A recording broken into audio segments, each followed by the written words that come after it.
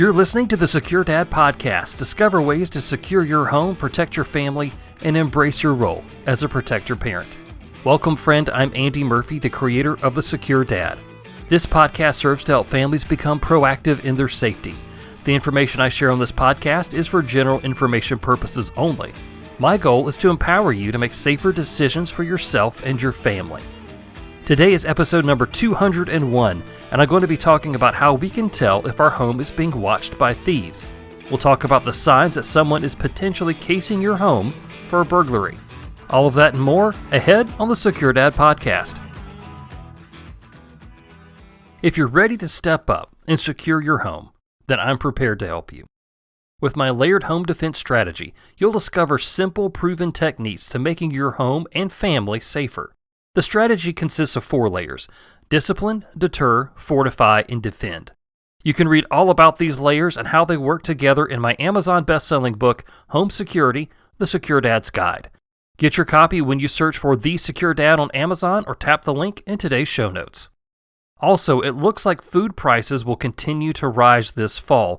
That's why I collaborated with Morgan of Rogue Preparedness to bring you a quick start guide to stocking your pantry. You can get started today by getting ready for higher food prices and potentially empty shelves at the grocery store. To get your free copy, I'll put a link in the show notes for you. So I saw a headline not long ago that caught my attention, so I thought I'd bring back our news segment to talk about it. The headline was from 7 News Miami, and it read, "Little Princesses Caught on Camera Breaking Into and Vandalizing Fort Lauderdale Vacation House." The story is that 4 girls aged 9 to 12 were caught after they broke into and ransacked an empty Airbnb home. The girls were caught very plainly on camera strategically making a plan to get into the home, but that didn't stop them from smashing the TV, throwing furniture into the pool, and even bringing the hose inside the home and spraying down the interior. They were caught after coming back to the home to ransack it again, and I share this news story with you to remind you that attackers are not always going to be grown men. You need to open up your mind to see what the real threats can be, not just what you expect. Sometimes a little princess can be big trouble.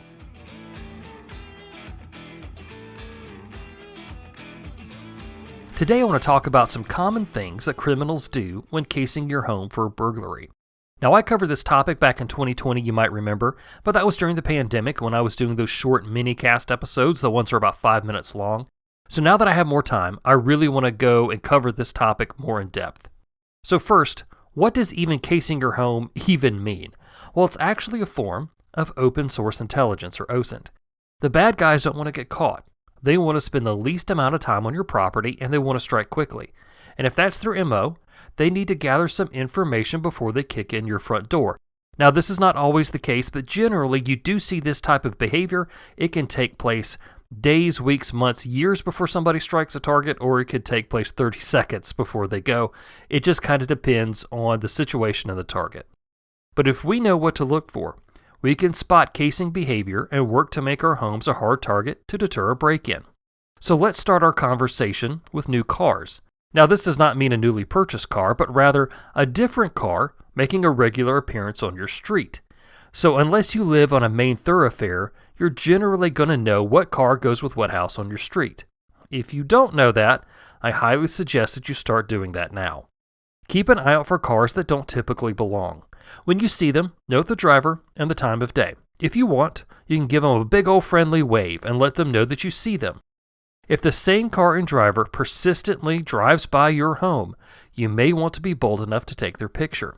If you make it obvious, then I feel that works in your favor as long as you don't think you're in danger. Because if they see you take that picture, they're going to know. They're going to realize that they're being watched.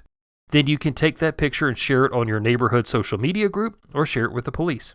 If the bad guys feel that they've been spotted, they're more likely to leave the area. Now, going back to the idea of being familiar with your neighborhood already, I want you to take note of the people that you see moving around on your street. You should have a general idea of who is coming and going. If a neighbor has, let's say, a frequent overnight guest, that person and that car should be considered part of the environment. So politely keep track of who lives around you and your children because you want to know the subtle changes that could lead to potential trouble. If we have a good baseline of people that should be on our street, Then you need to start looking for who doesn't belong. Is there a new person jogging on your street? Is there someone walking a dog that you don't recognize? Maybe somebody is riding a bike around and you don't know who they are. While all of these things could easily be innocent behaviors, most people, when they exercise, they stick to known areas. Only if you're like a marathon runner who covers a great distance, those people will go to multiple neighborhoods. Other people generally won't. And if you see the same runner at the same time of day for weeks, you can move that person into your baseline group. So to the contrary, if there's a jogger who stops frequently to stretch, looks around at houses and see who's watching him, then that person may warrant more attention from you. That person is different from that marathon runner. And again, this is where kindness can get you a lot of information. You can always wave at them and then maybe strike up a conversation and politely ask, hey, are you new to the area? Because I don't recognize you. What's your name? That sort of thing. That sort of information gathering can go a long way in determining what somebody's intent in your neighborhood really is. One of the bigger issues that we can see with casing homes is for criminals to pose as a door-to-door salesman. People rarely do business like this anymore, and generally I treat anybody who comes to my door with a lot of suspicion. Earlier this year, we had a supposed new exterminator come and canvass our neighborhood. He wore a polo and a hat with matching logos, but he was diligent about going to every home. In fact, this guy showed up twice in one afternoon at my door while I was gone, and of course, that's unusual, so you know I'm going to follow that through. So I checked my cameras and I got on my neighborhood social media and I asked if this person had come to anybody else's house. And I quickly got a lot of feedback that I wasn't the only person suspicious of this guy. To my knowledge, this never turned out to be anything, but it's always good to pursue your suspicions. Don't just let that kind of stuff go. One of the solicitations that I really don't like is the door-to-door carpet cleaners. They'll ring your doorbell and ask you about your carpet and offer to give you an estimate right there on the spot. While this is a very convenient model for a legitimate business, it's also a great ruse for a criminal to get in your home, see your belongings, and ask about your schedule. I worked as a carpet cleaner for a summer, and we never, ever went door-to-door. People always scheduled with us. I feel like that's something that's really kind of fallen away. So if somebody comes to your front door and they're going to offer you some sort of discount for letting them in to see and give an estimate at that point in time, you tell them no, and you tell them to go away. Now, I've shared this before, but I'll remind you of a crime that happened in my area not that long ago. A cleaning service was leaving windows unlocked in homes that they wanted to rob. This way, when somebody on their crew went to rob the home later, they could slip inside easily through an unlocked first-floor window. Cleaning staff have an extensive knowledge of the homes where they're working, making their knowledge of your home immense. So check the references of any in-home service that you hire and check the windows to see if they're locked after the workers leave. Another way criminals will try to case the inside of your home is with a fake emergency. Tony Blower has actually shared that his home was cased by a car detailer who was working on their street and needed to use the bathroom. Asking to use the bathroom is a common trick to get inside a home. So if somebody needs to use the bathroom and they approach you, you say, "I'm so sorry, I can't help you."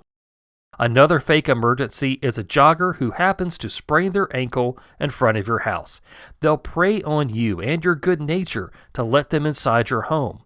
Now, while you're a good person who wants to help, evil people know that and will exploit your good nature to get what they want. As a general rule, don't let random unknown people into your home, no matter what the circumstances. Even these situations can escalate from simply casing a home to an actual immediate attack if all of the elements come together. So keep the people that you don't know on the other side of that door. And if you've listened to my show for any amount of time, you know that I caution people about what they share on social media. I've said this for 6 straight years. Don't let people know that you're not at home, like you're on vacation or something like that. And don't share any new toys that you buy. No new lawnmowers that can easily be, driven off. No new power tools, no new cars, that sort of thing. These kind of posts give thieves great intel on what you have and where you keep it so they can plan the perfect robbery. Just keep all of that information to yourself. Just text it to people. Don't worry about posting on social media. Just text it to people. Some of you might be wondering about sidewalk or mailbox markings as potential casing behaviors. This is when somebody finds something scribbled on the sidewalk in front of their house, or there's something odd stuck on their mailbox. I've read all sorts of news stories about people finding red stickers on their mailboxes, and they sensationalize it, from kidnapping plots all the way to human trafficking. Now, I'm not going to say that these are not legitimate signs of casing a home, but generally people make mental notes about their observations, so there's no evidence of what they're doing. So unless someone spray paints the words, "Rob this one," on your sidewalk, then I think you can move on from this type of thing. Before we wrap up, I need to mention to you that there are many times homes are robbed by people who know the homeowners. Forbes reports a stat of up to 65% of people whose homes were burglarized know the burglar. Now, I'm not sure as to the legitimacy of that stat, but I will say many times people who are familiar with you and your home will rob you because of the inside information they have, that OSINT that we've been talking about. So don't rule out a neighbor or an acquaintance when looking for casing behavior. Now that we've talked about some common casing behaviors, let's talk about what to do. If you catch someone on camera, ask your neighbors about the footage that you have, but do this in a non-confrontational or accusatory way. This way people can be alert to what's going on and offer an answer about maybe what you've seen. After all, we don't know everything that goes on in our neighborhoods, but it's good to get the word out, it's good to get pictures and images out so that everybody in the neighborhood can know what's going on and they can prepare. Now, if you feel like you're really threatened, you can of course bring the police in. You need to be able to clearly tell them your concern and present any evidence that you have. That means images, dates, times, cars, makes, models, all that sort of stuff. You can always ask for an extra patrol on your street to prevent a break-in. And of course, you can always make your home a hard target for any criminal, and I'll show you how to do that in my book, Home Security: The Secure Dad's Guide.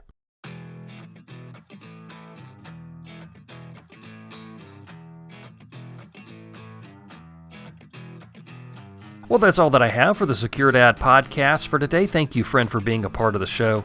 Don't forget to grab your copy of Home Security: The Secure Dad's Guide. Take control of your home security when you go to thesecuredad.com and click on books. I'm Andy Murphy, and until next time, take care and be secure.